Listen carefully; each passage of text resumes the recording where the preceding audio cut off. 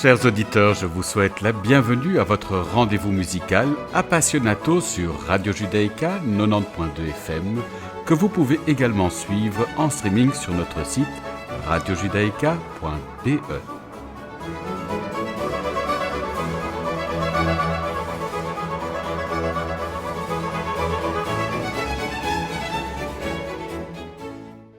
Nous avons l'immense plaisir d'accueillir aujourd'hui le pianiste Nelson Görner. Bonjour Nelson. Bonjour Frédéric. Alors je résume votre parcours. Vous êtes l'un des solistes en activité les plus passionnants. Vous êtes né à San Pedro en Argentine. Vous obtenez à 17 ans le premier prix du concours Franz Liszt de Buenos Aires, ce qui vous permet de bénéficier d'une bourse pour étudier auprès de la grande Maria Tipo au Conservatoire de Genève. À 21 ans, vous remportez le premier prix du concours de cette ville. Depuis, vous vous produisez avec des orchestres prestigieux comme le Philharmonia Orchestra, le London Philharmonic Orchestra, l'Orchestre de la Suisse romande ou le NHK Symphony Orchestra de Tokyo. Vous travaillez avec des chefs d'orchestre de renommée mondiale comme Neem et Paavo Järvi, Sir Mark Elder, Esa-Pekka Salonen, Vladimir Ashkenazy et Philippe Herreweghe. Musicien de chambre accompli, vous vous produisez avec Martha Argerich, Janine Jansen, Steven Isserlis ou Teddy Papavrami. Alors je vous propose de nous plonger directement dans votre art en écoutant la 6e rhapsodie hongroise en ré bémol majeur de Franz Liszt.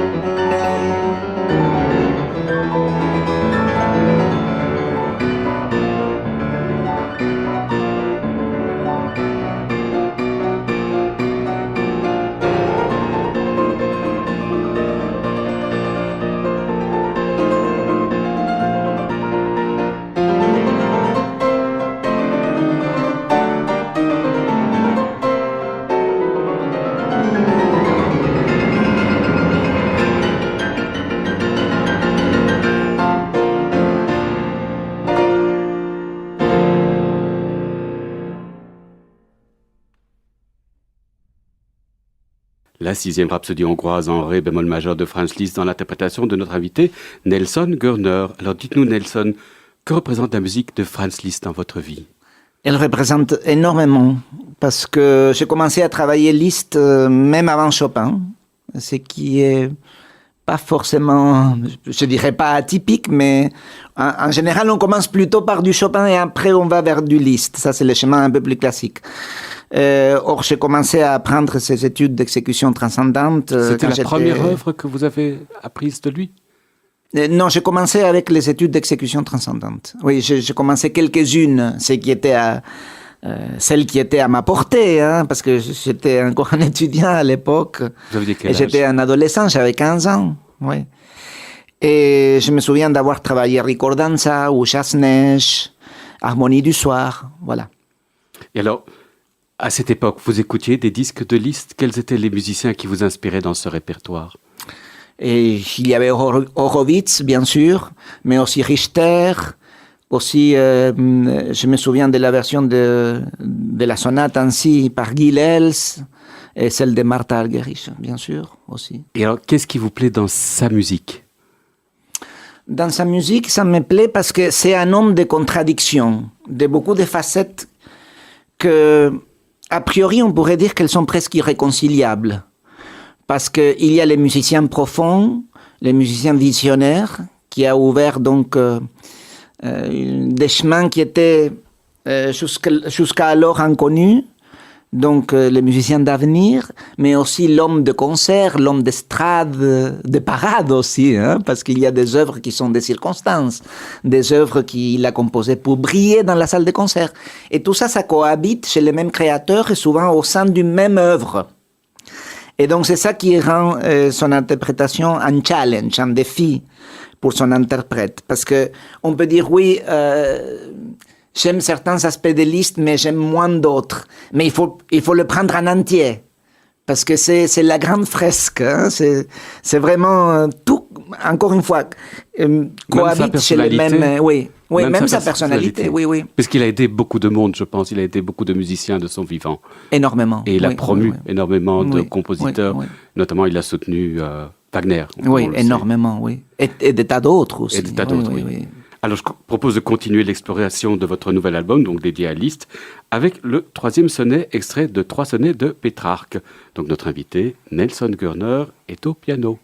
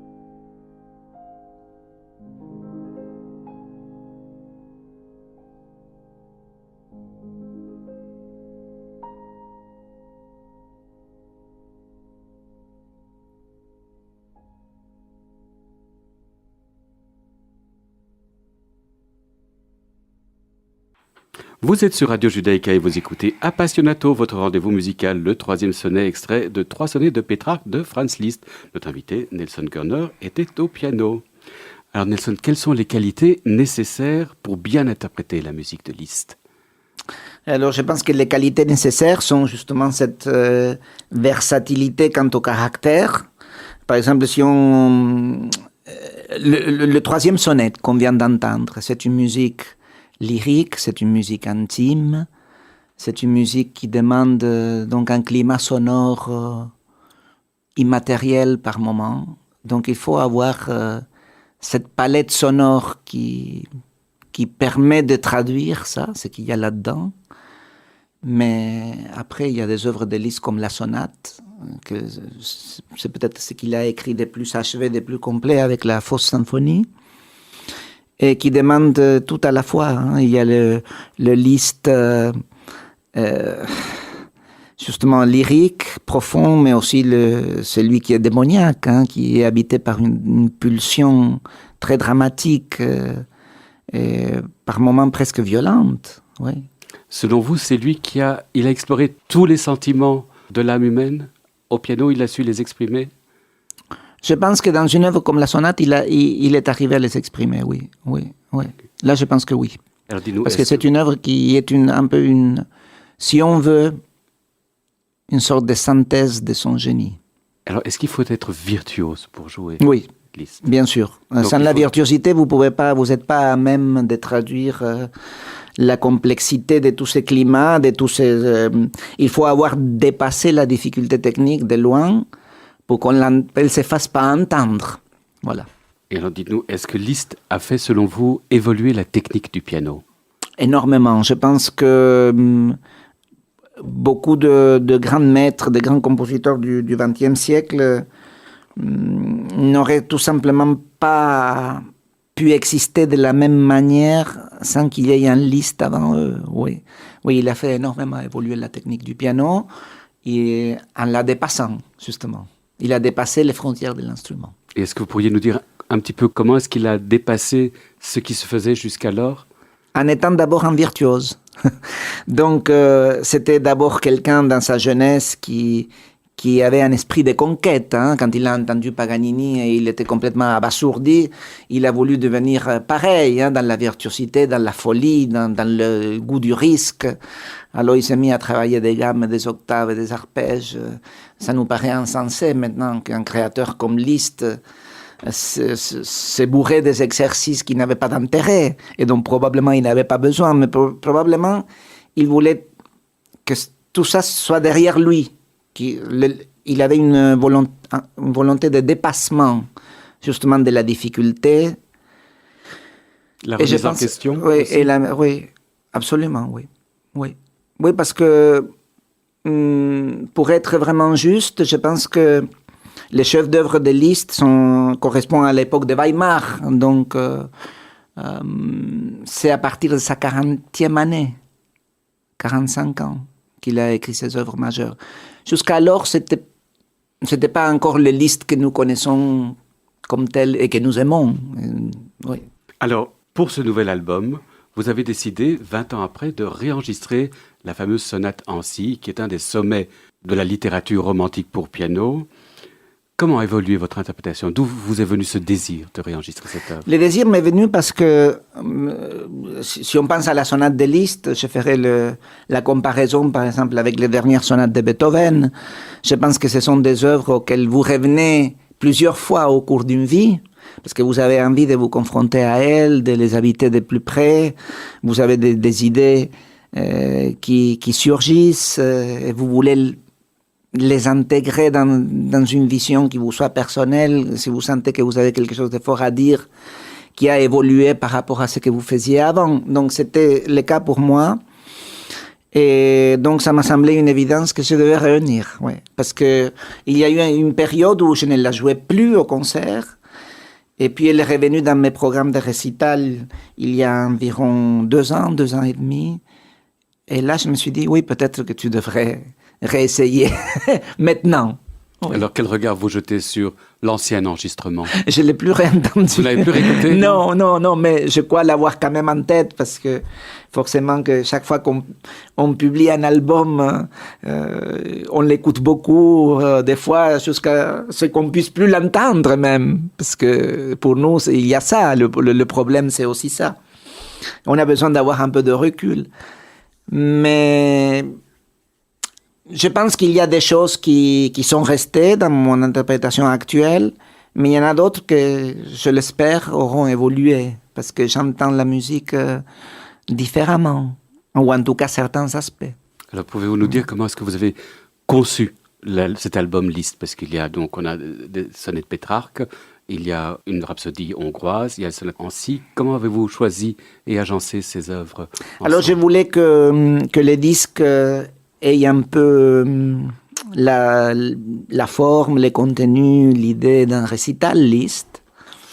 Et donc, qu'il y ait des contrastes, qu'il y ait une pièce majeure comme la sonate en si, mais qu'il y ait aussi des œuvres moins connues. Par exemple, la deuxième valse oubliée qui est très, très rarement jouée. Et que, il y a des années de ça, j'avais découvert par l'interprétation de Richter qui m'avait fasciné. Aussi bien l'interprétation que l'œuvre. Et donc je me disais, mais ça c'est un joyau qui n'est jamais joué, j'avais envie de l'inclure. Et de même pour les trois sonnettes de Pétrarque. Et la sixième rhapsodie, simplement parce que c'est une des pièces, à nouveau ça me renvoie un peu à mon adolescence. Et quand on est amoureux du piano, c'est sûr qu'on aime les rhapsodies hongroises. Ça vous procure un plaisir déjà pianistique et physique de jouer ces œuvres-là, et c'est un plaisir que je n'ai jamais perdu. Alors, on va vous écouter dans l'Allegro Energico, qui est donc la troisième partie de la sonate en si de Franz Liszt, donc dans l'interprétation de notre invité Nelson Gurner.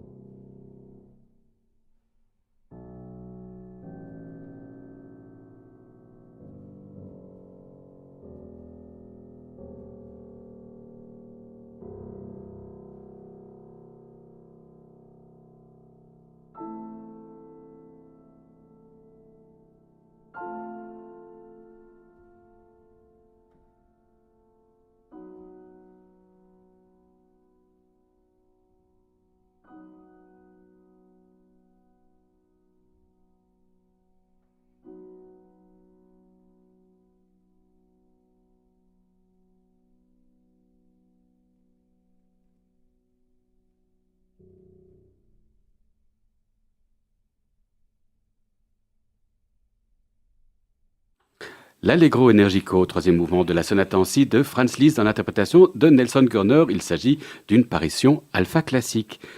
Alors Nelson, cet album est le 12e que vous enregistrez pour Alpha Classique. Est-ce important, l'enregistrement dans le parcours d'un musicien? Je pense qu'il est important. Moi-même, j'apprends beaucoup quand je fais un enregistrement parce que bon, je m'écoute, je dirais toujours d'une oreille critique, mais là encore plus parce que c'est quelque chose dont on est vraiment très conscient que ça va rester et qu'on pourra l'écouter un nombre innombrable de fois. Et c'est un jalon, c'est un moment important dans votre vie. Quand vous décidez d'enregistrer quelque chose, c'est une décision qui a son propre poids. Et donc j'apprends beaucoup, oui, effectivement. Et c'est un processus qui vous plaît ou c'est une torture? Il y a un peu de deux. Si je trouve que je suis pas en forme, il y a un jour où j'arrive au studio et ça sort pas comme je veux, ou j'arrive pas à matérialiser ce que j'ai en tête, je trouve que c'est une torture. Parce que forcément, j'arrive pas à m'exprimer comme je voudrais. Et il y a d'autres moments où on ne sait pas pourquoi, on arrive, il y a une fraîcheur et on laisse aller. Et Alors, ça va. La dernière fois que j'ai eu le privilège de vous écouter, c'était pour l'enregistrement d'Iberia. Et vous aviez fait donc des séances seules. Et puis, il y avait un petit public sélectionné qui est venu assister pour peut-être donner l'impulsion du live. Est-ce que vous aimez plutôt enregistrer donc live ou le studio? Live. Oui, définitivement. Et j'avais procédé pour cet album Liszt de la même manière qu'avec celui d'Iberia. Et donc, ça a été enregistré aussi avec un public d'invités à la salle philharmonique de Liège. Pour les amis de l'orchestre de Liège. Je jouais pour eux un après-midi. Ils ont bien de la chance. Nelson, il est de tradition dans Appassionato de vous convier à nous faire écouter un enregistrement que vous aimez. Qu'avez-vous choisi de nous faire entendre? Alors, j'ai choisi le premier mouvement du 4e concerto de Rachmaninov, joué par le compositeur lui-même. Alors, pourquoi ce choix? Parce que je trouve d'abord que c'est une œuvre géniale, même si méconnue du grand public. On s'arrête au 3e, à la Rhapsodie, au 2e concerto. Et le 4e, c'est une œuvre qui mérite d'être vraiment révalorisée et redécouverte d'une certaine manière. Et puis l'interprétation du compositeur, ça laisse bouche bée. C'est difficile de la définir tellement elle est géniale. Alors c'est pour ça que j'ai pensé. Alors on va écouter ce mouvement maintenant.